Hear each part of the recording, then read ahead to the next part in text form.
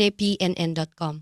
Lumajang, berikut ini progres data penetapan NIP PPPK baru waktu yang diusulkan pemerintah Kabupaten Lumajang, Jawa Timur. Diketahui, terdapat 4.240 kalon PPPK paruh waktu yang diusulkan Pemkab Lumajang kepada Badan Kepegawaian Negara untuk mendapatkan penetapan NIP. Nah, hingga Senin malam, sudah 75% yang sudah mendapat persetujuan teknis terkait penerbitan NIP PPPK paruh waktu dari BKN.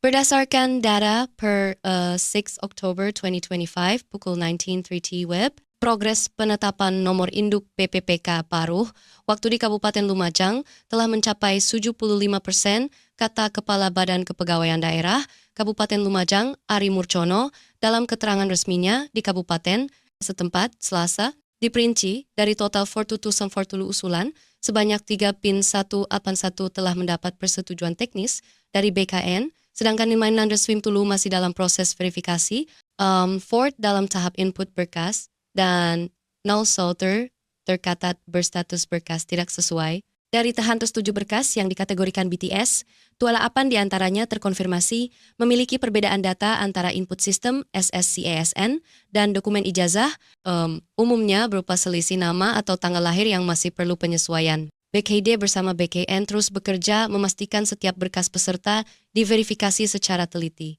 Prinsip kami adalah kepastian, keadilan, dan transparansi dalam setiap tahapan, katanya. Ari menjelaskan status berkas tidak sesuai yang muncul di aplikasi monitoring layanan milik BKN bukan berarti peserta gagal menjadi PPPK paruh waktu, melainkan bagian dari proses verifikasi teknis untuk memastikan keakuratan data kalon aparatur. Sewaktu Dompu, pemerintah Kabupaten Dompu, Nusa Tenggara Barat, tengah menelusuri dugaan keberadaan tenaga honorer siluman yang masuk dalam daftar calon penerima nomor induk pegawai pemerintah dengan perjanjian kerja paruh waktu.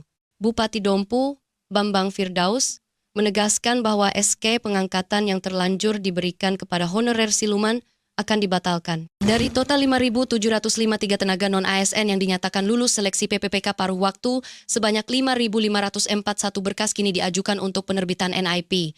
Namun, seluruh data tersebut kini tengah diverifikasi oleh tim investigasi yang dibentuk Pemkab Dompu.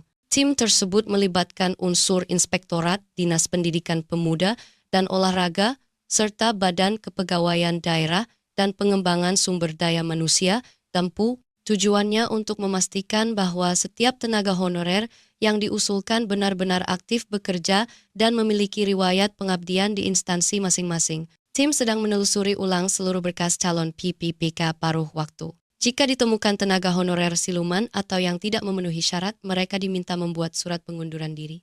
SK-nya otomatis dibatalkan, ujar Kepala BKD PSDM Dompu, Arif Munandar, Rabu Tapantadu. Ia menambahkan pemeriksaan lapangan telah dilakukan di sejumlah lokasi seperti SDN 34 Dompu, SDN 6 UU, SDN 25 Moja, SDN 11 Pajo, dan bagian Prokopim serta Dompu. Tim investigasi juga menemukan beberapa kasus di mana peserta mengakui tidak memenuhi ketentuan administratif maupun riwayat kerja. Arif menegaskan, proses verifikasi masih terus berjalan.